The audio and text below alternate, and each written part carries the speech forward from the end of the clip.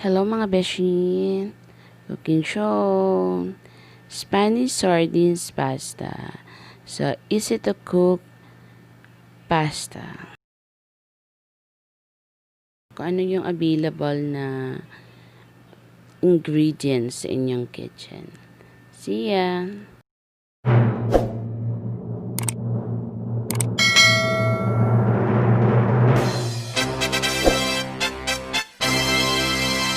Cook pasta today.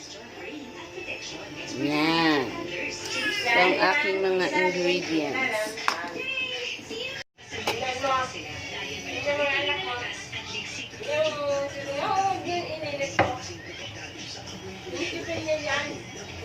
Kasi nangangati yung ano.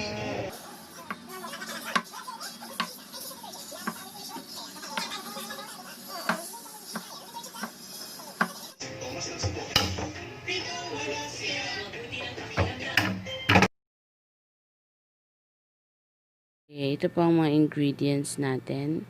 Tomato, isang piraso lang. Kasi yun lang available sa aking kitchen. Ayan pong garlic. Spanish sardines. 5-5 po yan. Baka naman. Pasta, pepper, and salt to taste.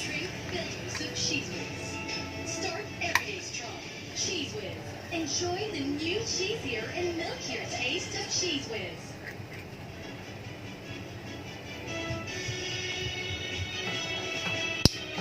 Kumukulo na, lagyan na natin ang pasta.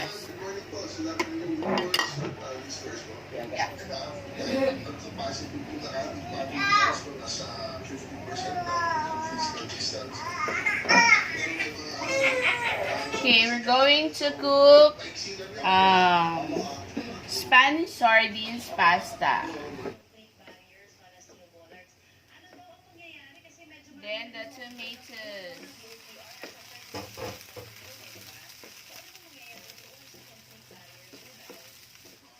This is paminta.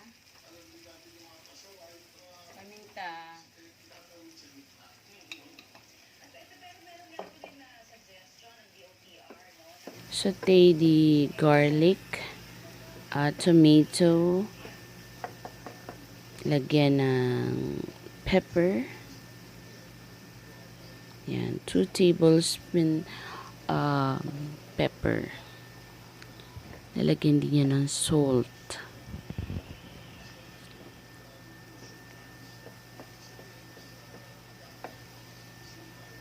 Kailangan maluto ang tomato para masarap siya kapag ilalagay na yung ating pasta and sardines.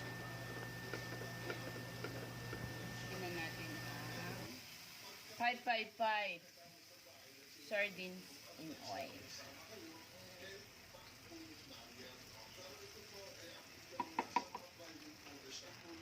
Malambot lang naman kung may tinik yan, malambot lang naman yun.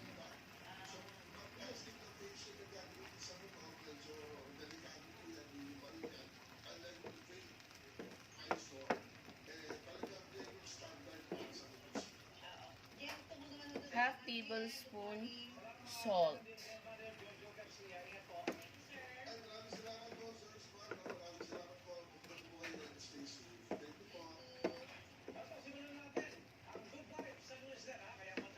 Lagyan natin ng paminta, laurel. So, kumuha ako ng sili sa aming garden. Wow, may garden. Bitin natin. May face shield. Of course, social distancing, ika nga galit-galit muna, mag-umbal mo palang kwentuhan, mag-focus sa game face. Hinugasan ko na po ito. May sounds naman para accompany yung pag-iikot. So, ito, pakinggan natin yung pahayag ng isa sa mga nag-i-ehersisyo. Yan, ang ating Spanish sardines. Ito yung ating pasta. Ito yung ating pasta. Medyo luto na siya. Next naman yung music na natin kung adrenaline na mabilis. Ngayon, medyo lang song. So, kanya-kanya uy, nang so slow. Yung iba nga naka-face shield pa. Kung posible kasi magkaroon doon ng journey. Direct from the caldero. Yun na lang muna yung kanilang Pero as you can see, ang policy libre kailangan ng face mask. Alright. Maraming salamat, Ma'am Alegre. Being eco-friendly is still normal. Kaya naman ang ilan ginamit. Mother, help! Wait lang. Yes, Mommy! Halika na. Lain mo yon. Gumamit sila ng reusable container as packaging.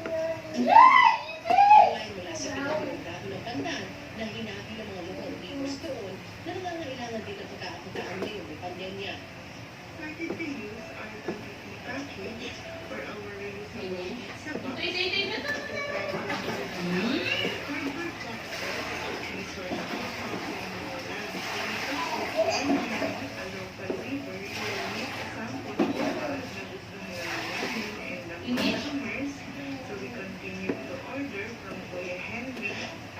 Yan naman ang style ng bagay sa contemporary design.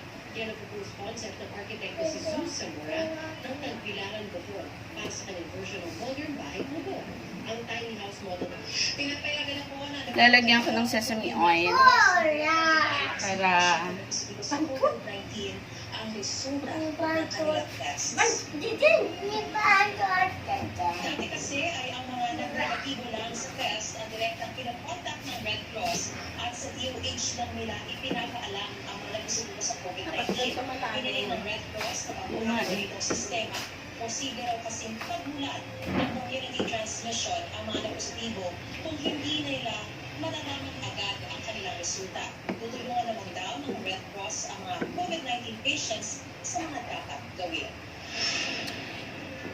Samantalang umuwenta po sa Defense Secretary David Lorenzano sa China matapos itong atas. ito na po ang ating pasta. So, ipi-plating muna natin siya. So, bago po kayo lumabas ng inyong mga tahanan, eto muna traffic update po muna tayo. Ang naitala ng FICO. Wala naman tayong sauce. Di ba may dyan? Yung pesto. Don't forget to like and subscribe, mga beshi. Bye-bye. See ya next time again. Don't forget to like and subscribe, mga beshi. Bye-bye. See ya.